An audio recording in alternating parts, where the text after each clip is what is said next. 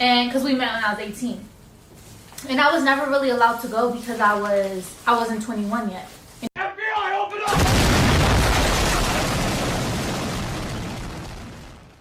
There's something that Dale likes to do as a defense when people like to criticize him for his lack of business acumen or making rational business decisions, or anything. If they like to criticize him for being a 30-something-year-old who lives with a flatmate, he likes to say, I'm an innovator, I'm a boss, I'm an entrepreneur, I'm a businessman, I have 2 business degrees.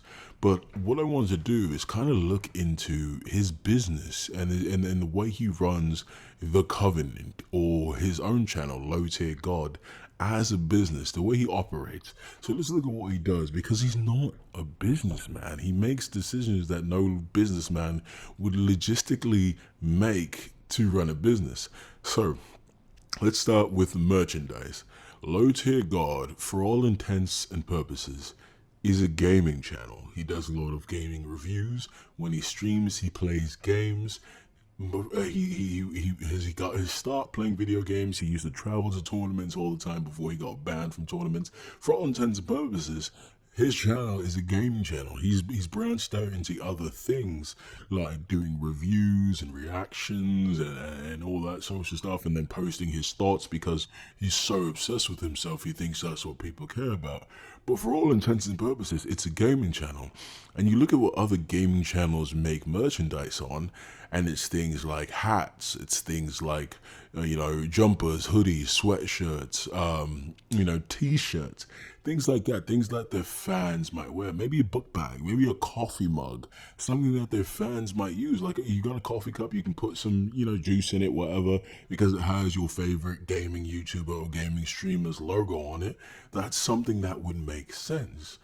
But now let's look at the merchandise he creates and he puts out there. As a person who's marketable, why would you put your brand on workout equipment if you're marketed as a gamer? It doesn't make any sense. He doesn't have a fitness channel just because he is fit, healthy, he works out, whatever, doesn't mean he should make fitness equipment. That's not what his people follow him for. They follow him to watch him play video games, watch him rage at video games, and that's it. He has workout wrist wraps, fucking jerseys, sweatbands. It's like, it doesn't make any sense. He is not a fitness channel. And this shows his lack of business acumen. It doesn't make any sense. And he's always trying to tell people, I need you guys to sell out on these jerseys, man. I got a campaign, man. I need you guys to buy these profusely because I've been poor relentlessly and I need that money, please. It's like, well, you made merchandise that no one wants. No one in your community wants this merchandise. People are constantly telling him things like, hey, you should make this. Hey, you should make this. He's like, no, we didn't sell out the jerseys. Fucking stop trying to sell the jerseys then if they're not selling out. People barely want them. Eventually someone might get them because it's like, okay, fine, I want to support him because I'm a cuck and I want to buy it. But I mean, clearly no one wants that. So that's that's the first place where he fails as a businessman. The second place is how he handles his streams. He bans anyone with a dissenting opinion when he already has low stream numbers in terms of engagement. He can't get 1/5 of the people who are subscribed to his channel to view his videos. Look at my videos. My numbers are way above his. I don't have even 1,000 subscribers, and a lot of my videos are in the hundreds or thousands in views. Because I engage with my people in the comments. I engage with every single comment that I can, and he doesn't. He manages to go on a subscriber-only stream when people hurt his feelings too much. Can you imagine that? Someone someone like Dale, who needs these numbers, who only cares about numbers, who's constantly telling people, hey, follow me on Twitter, follow me on Instagram, follow the Facebook, interact with me over there, let's get my numbers up. But he bans anyone with a dissenting opinion. You think people don't like to engage with people with dissenting opinions?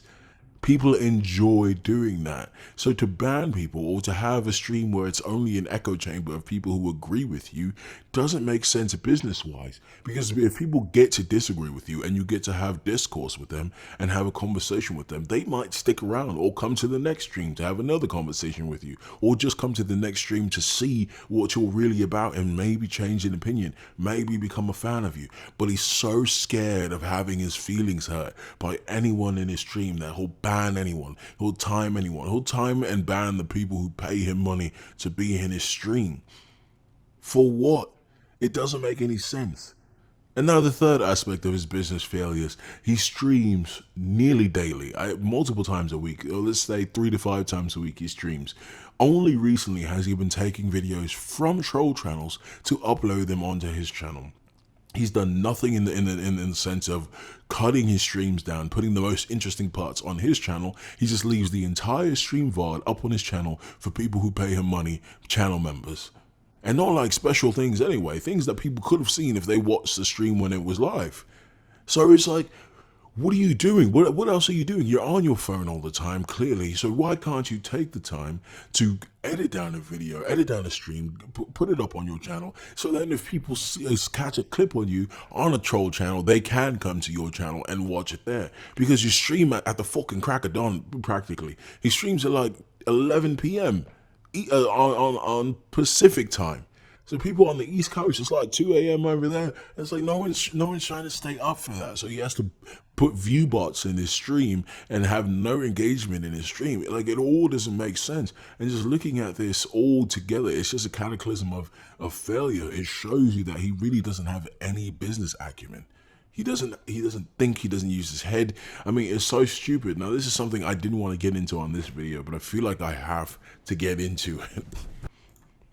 And what I really didn't want to get into on this video, because I'm saving it for another video, is think about it this way. Someone, for his business acumen, someone who wants to be an actor, lands a role on television and does nothing with it. Imagine the failure, imagine the cuckery, imagine how embarrassing that is. He didn't make any connections. He didn't network with anyone. He told a story about how fun it was being on Illegal Challenger. He was like, oh, I told her I want a Gatorade and she got me a Gatorade. It's like, okay, what did you do with that? What did you do with that experience? Did you network? Did you say, hey, are you guys working on any future projects? Any future reality TV shows I can get in on? Take my contact down. Hey, look, I'm an actor. I'm going to acting classes. I'm going to acting school. I'm an actor. I can do voice. I can do a lot of things. Take my information down. Let me network with you guys. He hasn't done anything since then. He hasn't even done a fucking commercial for dental insurance. You know how much dental insurance he would sell if he did a commercial with his mouth open?